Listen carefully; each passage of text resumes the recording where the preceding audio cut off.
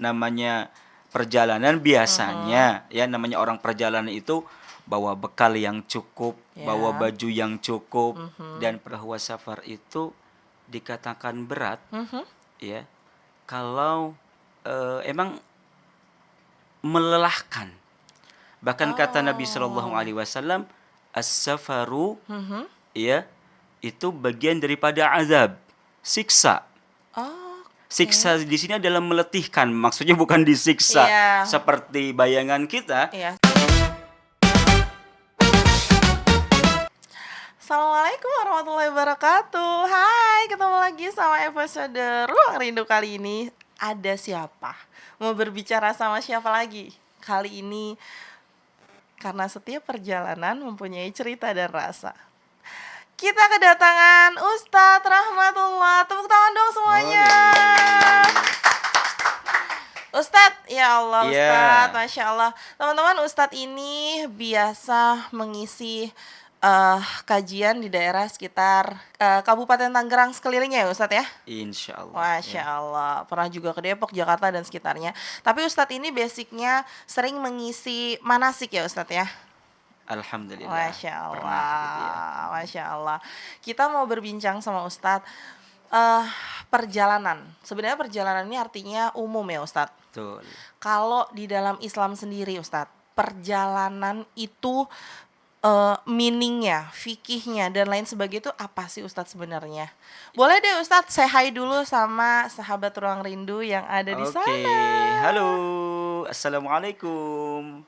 Waalaikumsalam. Selamat sore kawan-kawan. Ya, baik.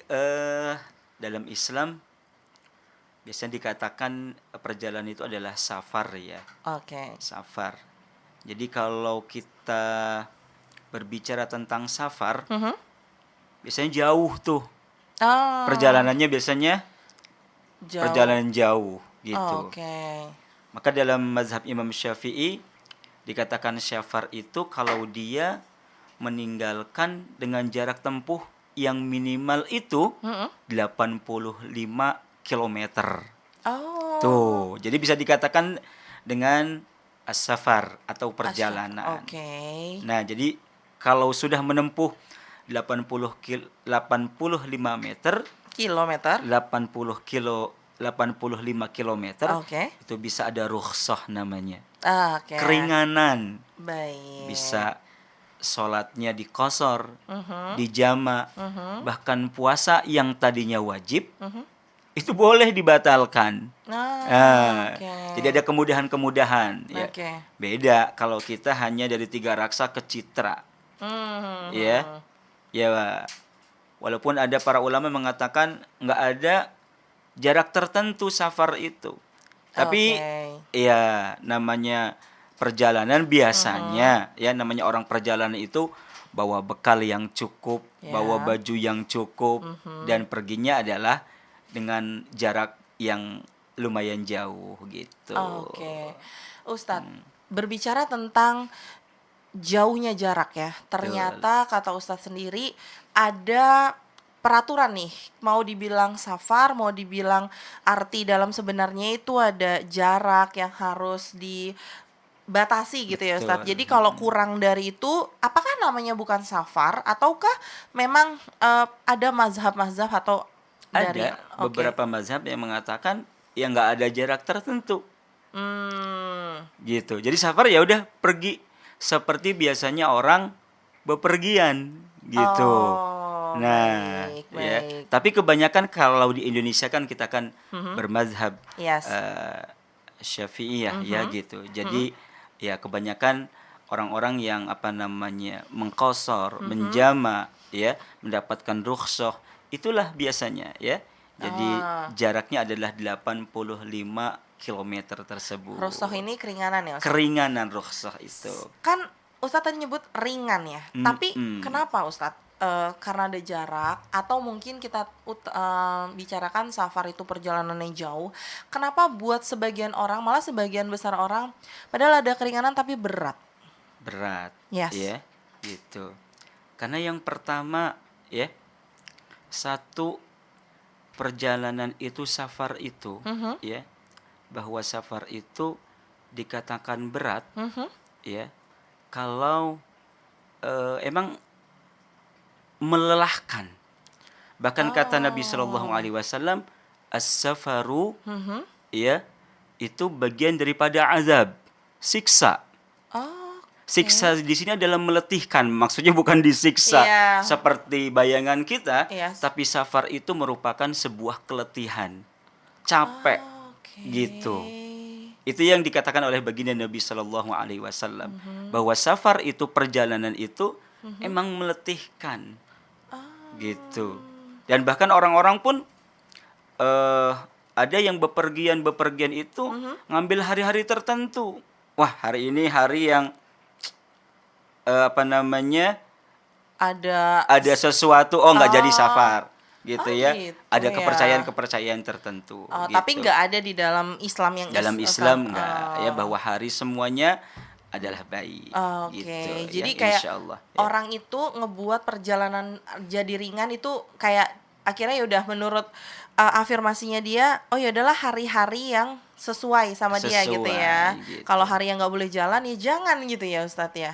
Misalnya hari tertentu untuk misalnya hari Kamis jangan, nanti ada gini makin berat lagi berarti ya Iya, makin nanti. berat, Oh, oke ya. oke oke. Tapi jadikan hari-hari tersebut adalah semuanya, hari kita adalah hari yang baik, insya Hari yang Allah. baik, betul. Iya. Masya Jadi Allah. kalau hari yang baik semuanya, safar pun akan menjadi sebuah keringanan bagi kita, Oke gitu oke. ya, gitu.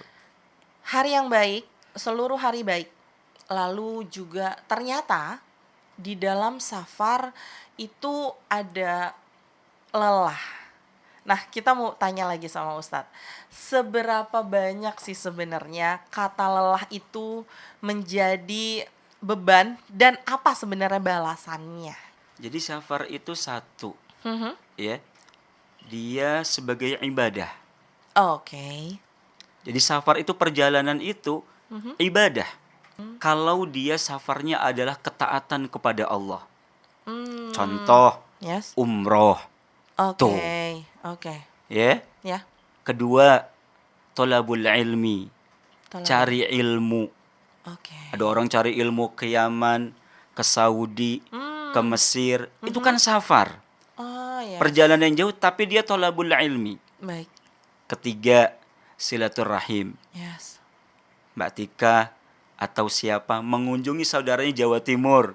Jauh tuh safar. Mhm. Tapi dia menambah ketaatan, membuahkan ibadah, hasil pahala. Oke. Yang keempat, cari nafkah. Ah. Iya kan? Yes. Ada suami, ya, yang kerjanya jauh di luar negeri, luar kota. Mhm. Kalau dia mencari rizkinya karena Allah, insya Allah safarnya Oke. itu menjadikan dia bagian daripada pahala di sisi Allah Subhanahu wa Ta'ala. Masya Tuh. Allah. Masya Emang Allah. safar itu lelah, Mhm. tapi kalau lillah Ya. itu menjadi pahala. Masya Allah. Masya Iya. Allah. Jadi safar itu kan emang letih. Satu, Ya. secara fisik, Ya. lelah, ya. Secara psikis, Ya. ya. Kemudian kalau secara psikis kita, kalau orang tua mikirin anak Mhm. yang ditinggalkan, Oh. ya, rindu, Baik. iya. Kebutuhan dasar juga gitu ya. Yes. Biasanya makan enak, sholat Iya. tenang, Aha. ya, minum tenang. Nggak Iya. enak kalau safar. Ah, Tidur oke. pun nggak seperti di rumah dan lain sebagainya. Itu. Ya. Berarti kayak ada ujian-ujiannya ya Banyak, Ustadz ya. ya. Oke. Bahkan seseorang itu bisa dilihat aslinya adalah ketika safar. Hah? Loh, Kaget. ya, egonya. Ya. Kadang kita bisa melihat tuh dalam perjalanan kita nyetir Yes. mobil, ya. Ada yang membalap dan lain sebagainya. Kita mengucapkan kata-kata yang kurang baik. Binatang disebutin, ya, Yes, kata-kata yes. kasar. Aha. Bahkan sampai terjadi perkelahian, tabrak menabrak. Egonya tidak bisa dikendalikan. Dalam safar tersebut kita melihat ada orang yang kecelakaan. Bagaimana empati kita? Kita diam, Yes. cuek, atau kita menolong. Ya. Jadi ada sifat-sifat ya di mana kita itu bisa terlihat dalam sebuah perjalanan safar itu. Itulah ciri-ciri sifat kita aslinya. Berarti kalau misalnya nih Ustadz, kita kayak baru jalan-jalan sama Ustadz misalnya ya, saya jalan-jalan sama Ustadz dan keluarga gitu. Akhirnya saya baru tuh gitu ya ngejalanin, wah baru nih jalan-jalan sama Ustadz. Terus tiba-tiba Ustadz marah-marah di perjalanan. Berarti saya bisa melabeli, oh berarti sebenarnya aslinya Ustadz marah ya. Bisa kalau jadi. Gitu ya. Oke. Gitu. Berat ya. Berat Masya safar Allah. itu. Safar berat. itu berat emang. Tapi dia bisa ringan Yes. karena diawali dengan niatnya. Oke. Jadi segala sesuatu itu diawali ketika niatnya ibadah, lillah, lelah jadi lillah. Oke. Baik. Apapun resikonya. Gitu. Ya. Kemudian dia akan menerima konsep takdir Ya. dalam perjalanan tersebut. Oke. Sekarang ada menerima apapun resikonya, kecelakaan, bahkan sampai wafat pun dia akan menerima konsep tersebut. Gitu. Ketika safar. Karena dia serahkan semuanya takdirnya kepada Allah Subhanahu wa Ta'ala.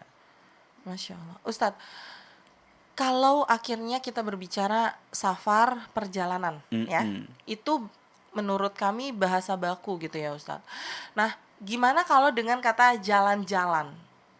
Mungkin ya, nih pasti nih setuju banget nih.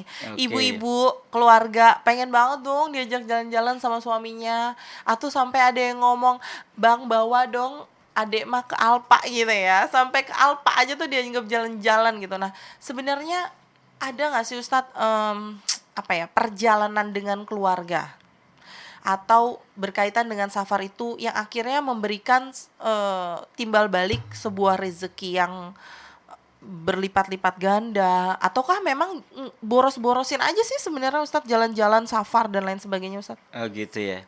Jadi safar itu emang bisa melancarkan rizki.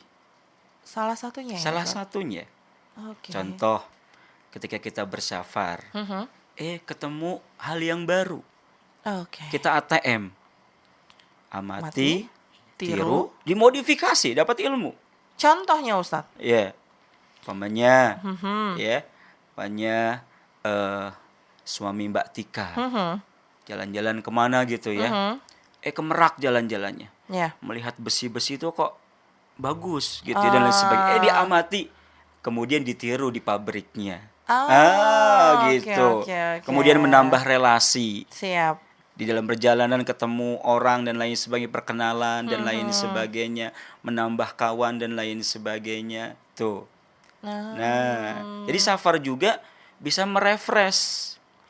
Yang tadinya gabut mungkin ya, sepanang gitu ibu-ibu mungkin. Rungsing ya ibu-ibu ya di rumah ya Ustadz. Di rumah, suami ngajak cuman makan bakso gitu. Benar. Pahala. Oh, itu bisa dikatakan sebuah perjalanan yang padahal nggak jauh ya Ustadz. Nggak jauh dan nggak mahal aja.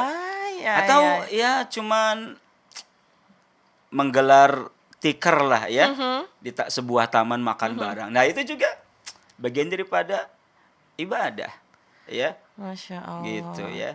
Jadi perjalanan atau kata jalan-jalan itu nggak harus jauh sebenarnya Ustadz ya.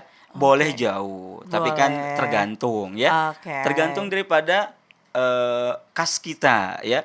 Kalau memungkinkan, betul. Iya jauh boleh. Ya. Masya Allah. Gitu.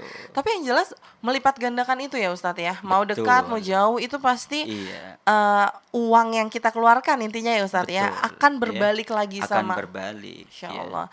Apalagi nih pesan ya, buat para suami. Berarti kata Ustadz Rahmat, ajak aja istrinya jalan-jalan itu benar-benar ajak minimal makan bakso tadi tuh. Makan bakso itu ternyata sudah bisa melipat gandakan. Jadi sebenarnya itu bukan boros-boros ya Ustadz. Ya demi keluarga Masya Insya Allah Allah. demi kesenangan keluarga, Masya Allah. insya Allah. Berarti itu bisa dikatakan juga sebuah perjalanan ya Ustaz? perjalanan, ya, Wow. gitu, untuk Masya Allah. membahagiakan keluarga kita, ya, Ya, gitu, ya. Ternyata sebuah perjalanan itu nggak harus dihitung jauh, teman-teman. gitu. Dekat, dan ternyata ibadahnya itu bisa dinilai berlipat-lipat kali pahala atau sebuah kebaikannya. Teman-teman catat ya. Ini pasti untuk segmen ini, obrolan kita yang ini pasti banyak banget yang pada setuju nih Ustadz nih. Terutama para Setuju, istri. Setuju betul, banget nih. Oh, ya. ternyata nanti aku bisa ngasih tahu ke suami-suami aku gitu ya. Iya, betul, Ntar teman-temannya ngobrol kalau misalnya Pak jalan-jalan naik makan bakso aja itu tuh udah perjalanan gitu ya. Insya Masya Allah, ya. Allah, Masya Allah. Iya. Ustadz, lanjut lagi. Ternyata segitu perjalanan receh gitu ya. Betul. Itu jalan-jalan ternyata dapat pahala. Suami ngajak istri dapat pahala. Orang tua ngajak anak gitu ya. Apalagi kebalikan juga Betul. anak ngajak orang Anak tua. ngajak orang tua. Nah, apakah itu juga bisa jadi nilai hati kita untuk bisa mendekatkan diri kita kepada Tuhan kita, kepada Allah? Betul, ya. Jadi perjalanan itu bisa mendekatkan diri kita kepada Allah Subhanahu wa taala. Why? Kenapa Ustaz? Pertama, tadi kalau safar kita itu diniatkan karena untuk ketaatan. Untuk ketaatan. Kalau Balik lagi ya, ketaatan. Ketaatan. Jadi nanti naik levelnya sama keimanan itu karena sudah taat. Oh, Ya. Jadi, baik. Kalau kita niatnya untuk ketaatan kepada Allah, ketaatan itu ya bisa membahagiakan, Yes. ya, dan lain sebagainya. Kemudian yang kedua, bisa bagian daripada istijabatud doa. Doa yang pasti akan dikabulkan oleh Allah. Di antara salah satunya adalah ya dakwatul musafir. Orang yang bersafar yang terus berdoa kepada Allah Subhanahu wa taala. Itulah yang Allah kabulkan. Dan la tarud, enggak ada hijab. Ya. Jadi kata-kata pasti itu pasti Ustaz. Pasti, dan doa itu pasti dikabulkan. Oke. Ya, tapi mungkin berbeda. Ada yang kita berdoa sekarang kontan langsung. Baik. Tuh. Ada yang kita berdoa sekarang tapi Allah tunda.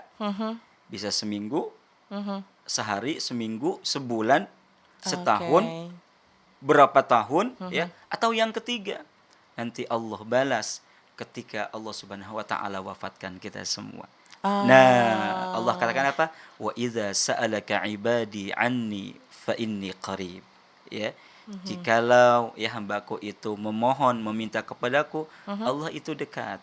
Ujibu da'watad da'i idza da'an falyastajibu li wa liyu'minu bi la'allahum yarshudun gitu. Jadi pasti dikabulkan. Tuh. Ya. Kadang kitanya saja ya yang menganggap Allah itu jauh dan kita nggak sabar untuk segera ya doa kita tuh harus instan pengennya ya. instan gitu. Padahal seinstan-instannya mie harus ya. ada prosesnya ya. Prosesnya cukup lama mie juga ya. Harus direbus dulu, beli dulu dong. Oh iya, benar, dari beli dulu pasti. Dan harus cari uang dulu. Tuh, prosesnya lama. Ya. Ada proses. Seinstan-instannya itu pasti ada prosesnya, Ustadz. Masya Allah. Ustadz, kan banyak orang yang tabuh. Udah sih, ngapain buang-buang uang, udah di rumah aja gitu kan ya Ustadz. Kayak mungkin kepercayaan itu yang akhirnya sudah banyak lakukan ya sama sebagian orang ya Ustadz. Yang tadi Ustadz bilang padahal perjalanan itu murah, membahagiakan itu murah. Betul. Nah, gimana sih cara kita ngeyakinin Ustadz? Sekarang kan gen milenial ya. Betul, yang punya anak Gen Z dan Gen Alpha ya Ustadz. Kayak gimana cara meyakinkan mereka kalau gini, hello, jalan sama keluarga, jalan-jalan, perjalanan ataupun mungkin lebih tingginya safar, itu tuh oke banget loh. Gimana sih Ustadz cara meyakinkan mereka gitu supaya mereka bisa menyimpan memori-memori indah bersama keluarganya, bersama sanak saudaranya? Emang yang pertama itu butuh dengan ilmu ya. itu sesuatu itu butuh dengan ilmu. Allah katakan apa? La yastawil ladzina ya'lamuna wal ladzina la ya'lamun. Enggak sama orang yang Oke. tahu dengan orang yang enggak tahu. Oke. Jadi semuanya itu butuh dengan ilmu. Membahagiakan keluarga harus dengan ilmu. Ya, kalau kita mengeluarkan uang nggak pelit jadinya gitu. Ya, Oke. ada orang yang mengeluarkan uang itu pelit gitu, sampai untuk minum dirinya pribadi pun itu pelit gitu, padahal itu bagian daripada sedekah kita, ya. Nah, jadi yang pertama sih harus dengan ilmu, ya. Apalagi kita sebagai umat Islam, ya, kewajiban kita banyak sekali yang harus kita lakukan, Yes. terutama thalabul ilmu, ya, menuntut ilmu yang sekarang sedang krisis, ya, menuntut ilmu syar'i gitu, ya. Itu. Betul. Kalau ada akhirnya orang menjawab, Ustaz, kok ya udah jalan-jalan keluar uang harus juga belajar ilmu. Itu gimana Ki Ustaz dalam bahasa sehari-hari kita akhirnya memberitahu mereka bahwasannya iya lebih deep talk-nya lagi gitu, Ustaz. Menurut Ustaz, iya, lebih deep talk-nya lagi. Sudah keluar uang, Ya. gitu ya. Sudah cari ilmu, Betul. gitu. Kemudian ya mereka masih bilang kayak, iya terus buat apa jalan-jalan gitu? Harus juga dapat ilmunya juga, harus cari ilmunya lagi. Apa yang enggak ini banget gitu kan? Ribet banget ribet lah dia, gitu ya. gitu. Ya emang ribet nggak ribet, gitu ya, gitu. Emang dalam menjalankan aktivitas sebagai Muslim itu tidak instan, gitu, ya. Jadi kita harus menjalani itu step by step, gitu, gitu, ya. Ada caranya, gitu, ya. Yes. Kemudian kita mengeluarkan uang juga dan lain sebagainya, ya. Insya Allah kalau kita ikhlas, ya, insya Allah semuanya akan menjadi mudah. Tadi lelah, insya Allah menjadi lillah. Gitu, ya. Gitu. Masya Allah. Teman-teman, berarti kita udah denger ya, kalau kata Ustadz perlu ilmu, terus ternyata masih juga ada yang protes. Udah jalan-jalan keluar uang harus juga belajar. Itu sih sebenarnya Anda aja yang susah dibilangin, ya nggak sih Ustadz ya? Ya itu ya, kayak agak saklek gitu ya. Kok ternyata kata Ustadz harus ada step by stepnya, teman-teman. Jadi semuanya harus ada tahapannya, harus ada caranya. At least kita cuma belajar bagaimana momen sebuah perjalanan. Ustadz, ini makin Masya Allah ya. Ustadz, gimana sih yang bisa kita lakukan? Ini tips and trick sebenarnya ya Ustadz. Gimana supaya perjalanan kita, safar kita, jalan-jalan kita baik dekat baik jauh itu terasa ringan. Dan akhirnya apa tanda-tandanya kalau safar kita, perjalanan kita itu membawa keberkahan, Ustaz? Gitu, ya. Satu, ya. Perjalanan akan menjadi sebuah ringan. Tadi diawali dengan niat yang baik. Masya Allah. Ya. Innamal a'malu binniyat, ya. Kemudian yang kedua, perjalanan akan menjadi sebuah ringan kalau kita tahu, ya, apa sih faedah safar, faedah perjalanan. Balik lagi ke titik ilmu tadi, gitu ya. Oh ternyata dalam safar itu setiap doa yang kita lantunkan Allah kabulkan. Oh setiap dalam perjalanan itu ternyata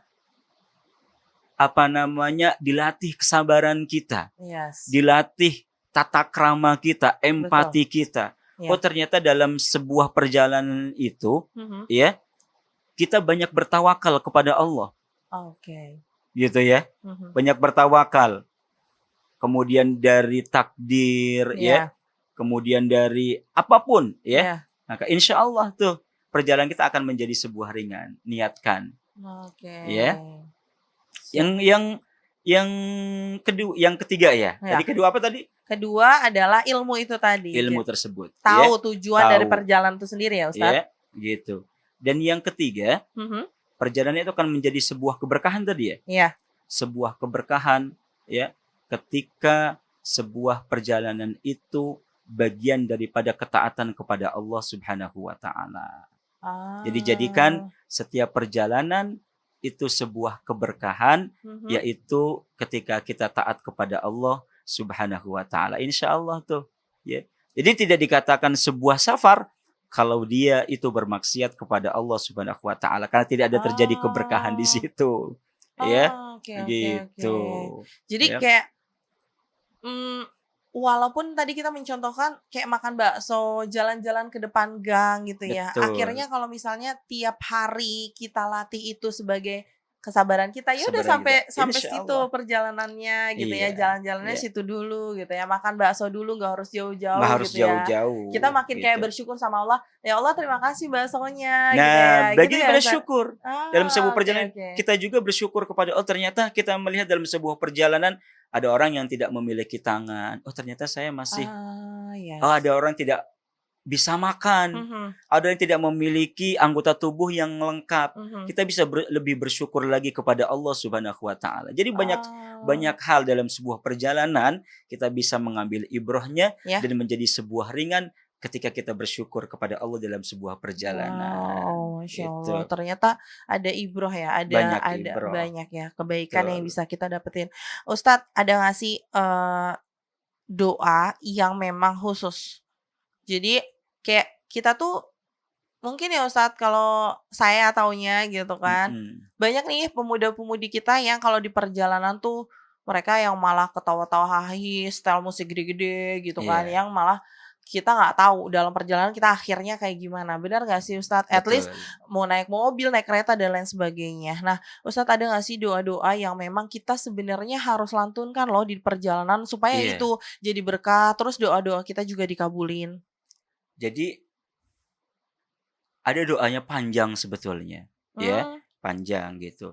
Ya kalau kita ingin berdoa, kalau tidak hafal, ya, maka lantunkan doa-doa terbaik ketika kita safar. Maka itulah yang disarankan oleh baginda Nabi Shallallahu Alaihi Wasallam. Doa-doa terbaik ketika kita safar. Gitu. Ketika kan banyak hal tuh. Contoh ketika kita safar ke Jawa gitu ya. Yang disetel itu kan kebanyakan musik gitu ya, misalnya musik yang kurang baik ya, gitu ya, dan lain sebagainya. Maka dalam sebuah perjalanan ya, ketika perjalanan itu adalah ketika kita bersafar, maka lantunkan doa-doa yang kita bisa saja.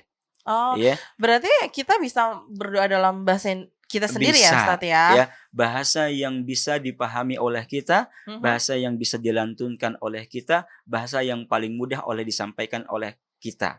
Dan Allah itu paham tentang apa yang kita inginkan gitu.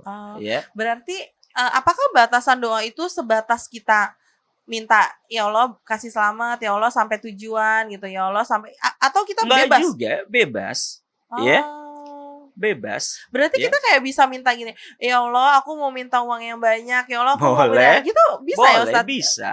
Ya, tapi memang kebanyakan kan orang ketika safar itu mintanya adalah selamat dulu ya. Yang berhubungan sama perjalanan safar gitu. Kebanyakannya gitu. Betul. Walaupun tidak menafikan bahwa diperbolehkan memohon apapun ketika kita safar, dan itu nggak ada hijabnya. Masya Allah. Nggak ada halangan seperti ini nih. Allah akan kabulkan permintaan orang-orang yang bersafar gitu. Wow, sebegitu besar ternyata ya Ustadz, peluang untuk kita mendapatkan kabulnya doa dari Allah melalui safar aja gitu ya. Melalui perjalanan ya Ustadz. Masya Allah. Gitu ya. Masya Allah. Ustadz, kan Ustadz katanya sering ngisi kajian manasik di mana-mana ya Ustadz. Nah, ketika Ustadz berjalan, Ustadz bertemu dengan orang-orang, banyak banget karakter-karakter yang ditemui. Benar ya Ustadz ya? Nah, apakah itu bagian dari sebuah ujian yang tadi Ustadz bilang, cobaan yang Ustadz bilang, ya kita kayak harus, ya udah kita ikutin lingkungan gitu. Ataukah kita harus saklek gitu yang kayak ya udah aku gitu kan. Kadang kan orang kalau misalnya ketemu orang lain tuh dia kayak nggak open minded gitu Ustadz. Nah, bagaimana Ustadz menyikapi perjalanan Ustadz sendiri dalam hal mengajar ngaji, mengisi kajian, seperti itu kalau untuk ketemu orang lain? Ya kita melihat situasinya ya. Pokoknya di situ gimana nih gitu ya. Ya. Oh pakai kunut gitu contoh gitu Iya, ya. betul. Oh di sini zikirnya Pak Ustadz, zikirnya nanti jahar ya, atau ketika basmalah ketika ngimamin jahar biasanya ya, kita Iya. mengikuti Oh. kebiasaan di masjid tersebut gitu. Biar Oh. tidak ada itu kan permasalahan ikhtilaf Iya. yang tidak harus kita bentur-benturkan dan lain sebagainya. Kita Masya mengambil Allah. kesamaan, Ya. bukan mengambil perbedaannya, Masya gitu ya. Allah. Gitu. Berarti maksudnya gini Pokoknya loh. terjun ke anak kecil, ya kita harus bisa, jangan menganggap kita orang dewasa, tapi bagaimana kita itu ya nyebur ke dalam dunianya dunia anak-anak gitu. Nggak bisa anak-anak harus memahami orang dewasa, padahal anak-anak belum pernah dewasa. Dan kita yang harus bisa ya menjadi seperti anak-anak itu, karena kita pernah jadi anak-anak. Karena kita pernah menjadi anak-anak gitu. Masya Allah. Sampai ini, teman-teman lihat deh, ada kata-kata tadi dari Ustadz. Jangan sampai perbedaan itu yang akhirnya membenturkan. Banyaknya dari kita sibuk sama pemahaman diri kita sampai yang beda-beda itu akhirnya jadi bermusuhan. Jadinya ya Ustadz ya, akhirnya kita nggak bisa memaknai apapun itu, at least di perjalanan, terus sama saudara misalnya, atau sama tetangga ya Ustadz. Kan kita sebenarnya jalan-jalan gak cuma sama keluarga ya Ustadz ya, gak sama suami. Bisa juga kita jalan-jalan dari sekolah, ya benar ya Ustadz, dari perusahaan. Kalau akhirnya kita membentur-benturkan perbedaan itu, nah itu yang bisa jadi gak berkah di situ. Ya teman-teman, keren banget, Masya Allah Ustadz. Makin deep talk lagi. Mana sih tepuk tangannya? Yeay. Ternyata banyak banget ya Ustadz. Cuma pelajaran dari satu aja kata perjalanan, itu kita bisa ngambil ilmu yang ada keberkahan, ada doa yang tanpa batasan, tanpa hijab ya Ustadz ya tadi. Ustadz, coba dong kasih tahu gimana sih cara kita, orang awam atau mungkin orang yang baru mau mulai perjalanan. Aku mau mulai deh, kata Ustadz tuh ceritanya ini banget sih, nyentuh hati banget. Aku mau mulai jalan-jalan dari mana? Coba dong Ustadz ceritain gimana sih cara kita memulai sebuah perjalanan apapun itu loh Ustadz. Iya. Ya. Jadi yang pertama, mulailah perjalanan itu walaupun tidak jauh. Ya.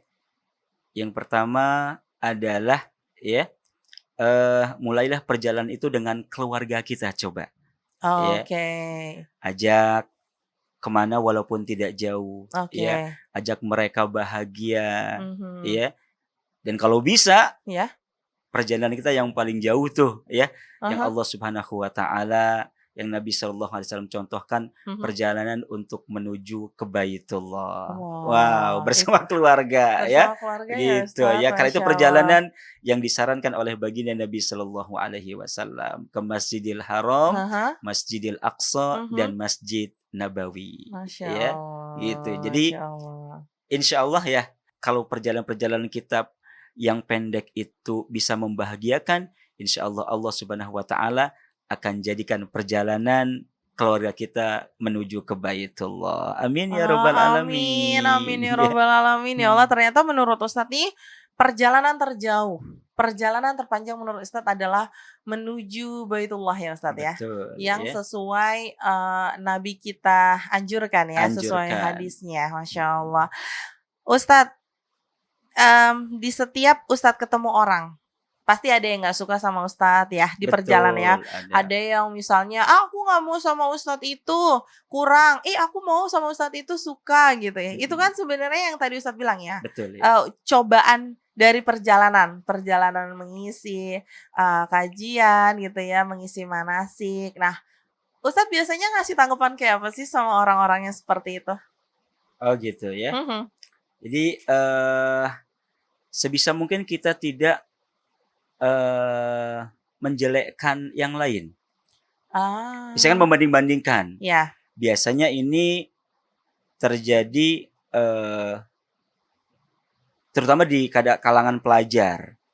Oh. Biasanya ya, Ya. biasanya saya mah dengan ustadz itu saja atau pak ini sajalah, nggak usah pak itu dan lain sebagainya. Oke. Nah, kalau kita ya membela salah satu guru, maka kasihan guru yang tidak disenangi. Sebisa mungkin kita netral, memberikan sebuah kepada anak informasi, ya, informasi yang akurat, yang benar, ya, yang tidak menjelekkan salah satu pihak guru, ustadz dan lain sebagainya. Begitu juga di masyarakat, ya.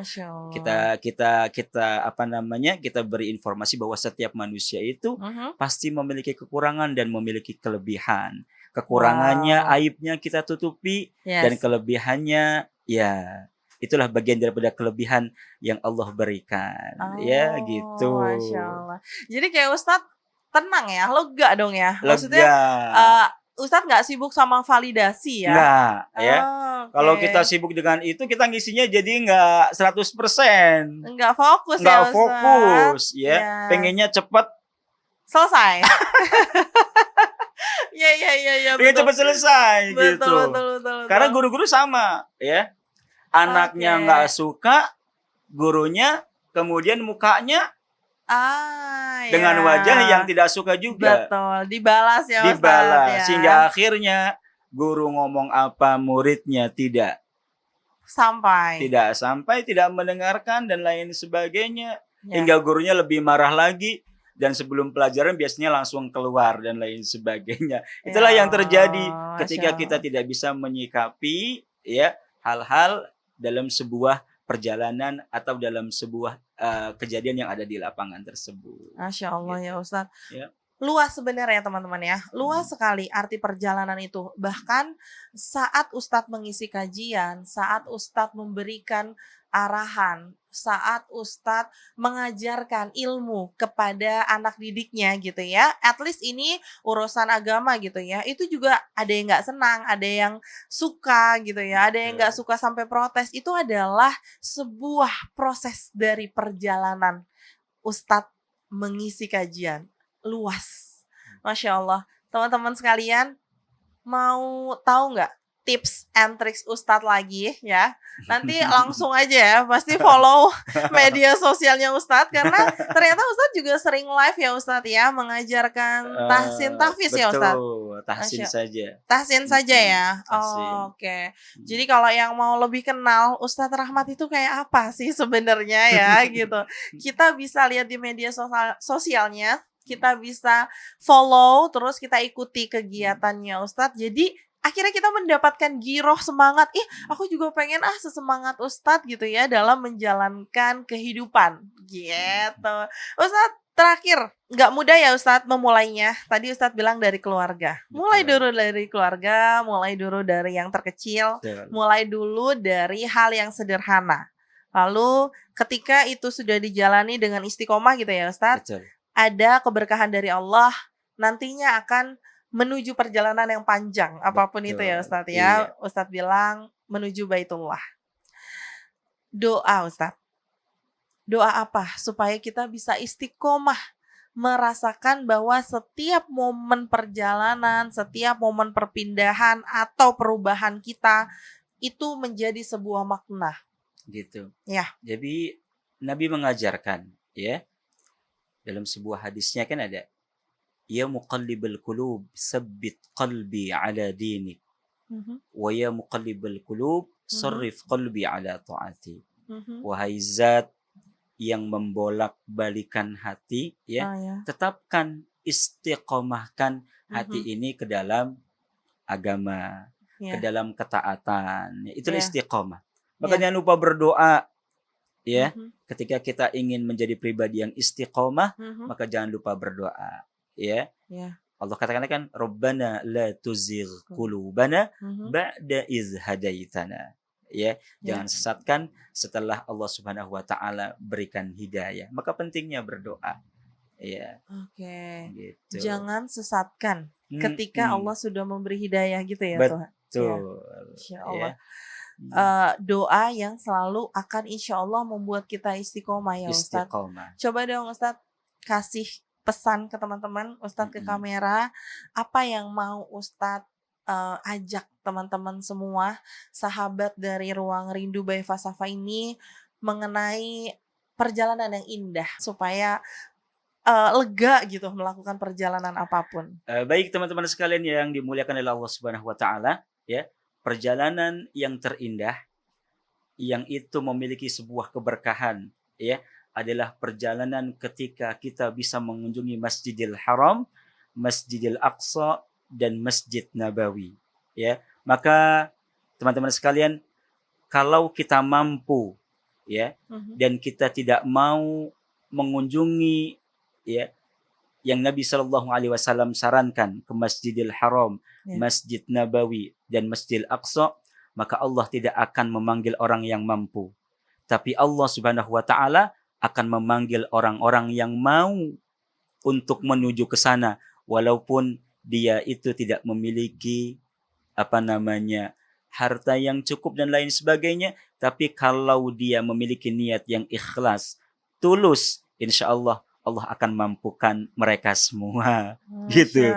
Jadi mampu itu bukan berarti Allah akan panggil mereka, tapi orang-orang yang maulah yang Allah Subhanahu wa taala akan mampukan. Masya Allah, Gitu ya. Masya Allah. Teman-teman, banyak banget yang sudah bikin saya terenyuh dari kalimat Ustadz. Berkali-kali saya bilang ya teman-teman, teman-teman harus tahu bahwasannya perjalanan itu luas, perjalanan panjang, perjalanan melalui proses. Dan yang harus teman-teman tahu, proses itu juga bertahap, kata Ustadz. Sekian dulu podcast Ruang Rindu by Fasafa. Jangan lupa follow, share, like, dan subscribe. Assalamualaikum warahmatullahi wabarakatuh. Bye.